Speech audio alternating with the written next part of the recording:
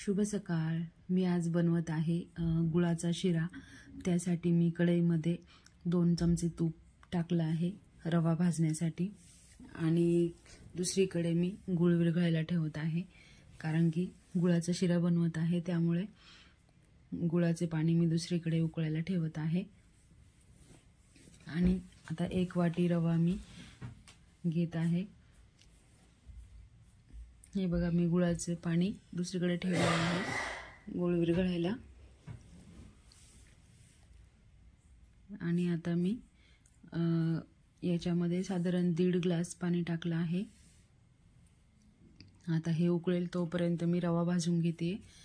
तर कढईमध्ये तूप टाकलंय मी 2 चमचे आणि त्याच्यामध्ये मी 1 वाटी रवा घेतला आहे। रवा टाकून चांगले भाजून घ्यायचे आहे। व्यवस्थित गुलाबी रंग येईपर्यंत रवा चांगला भाजून घ्यायचा आहे। उरलेला रवा पण मी टाकून दिला। 1 वाटी रवा घेतला। साधारण हलकासा गुलाबी रंग येईल तोपर्यंत आपण याला भाजून घ्यायचा आहे। हे बघा, रवा बऱ्यापैकी भाजला गेला आहे। अजून थोडासा भाजते त्याला मी। साधारण भाजून झाला आहे असं वाटतंय तोपर्यंत मी इकडे वेलची सोलून घेतली त्यामध्ये टाकण्यासाठी। वेलची सोलून आणि मी त्याची बारीक पावडर बनवून घेतली आहे त्यामध्ये टाकण्यासाठी।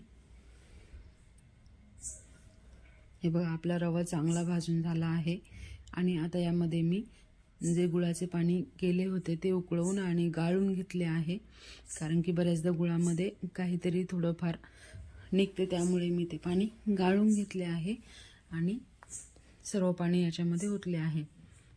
आता जी वेलची पूड केली होती मी, ती वेलची पूड पण मी याच्यामध्ये टाकली आहे। व्यवस्थित मिक्स करून आणि गॅस मंद करायचा आहे। साधारण लो टू मीडियम फ्लेमवर गॅस पाहिजे। आणि आता मी याच्यावर 5 ते 7 मिनिटांसाठी झाकण ठेवून देते। हे बघा, साधारण 7 मिनिटं झाले आहेत। 7 ते 8 मिनिटं झाले असतील माझ्या मते।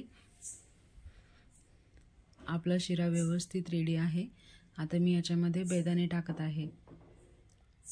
हे बघा,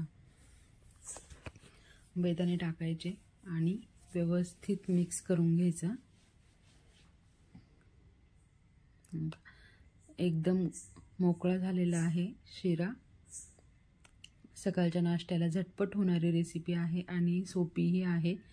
त्याचसोबत खूप सगळी पौष्टिक पण आहे, कारण की याच्यामध्ये आपण साखरेचा वापर केलेला नाही, गुळाचा वापर केलाय, त्यामुळे पौष्टिक पण आहे। त्यानंतर मी साधारण 1-2 मिनिट वाफ देऊन घेते त्याला। हे बघा, साधारण 2 मिनिटे झाली। आपला शिरा चांगला व्यवस्थित झालेला आहे, मोकळा। हे बघा,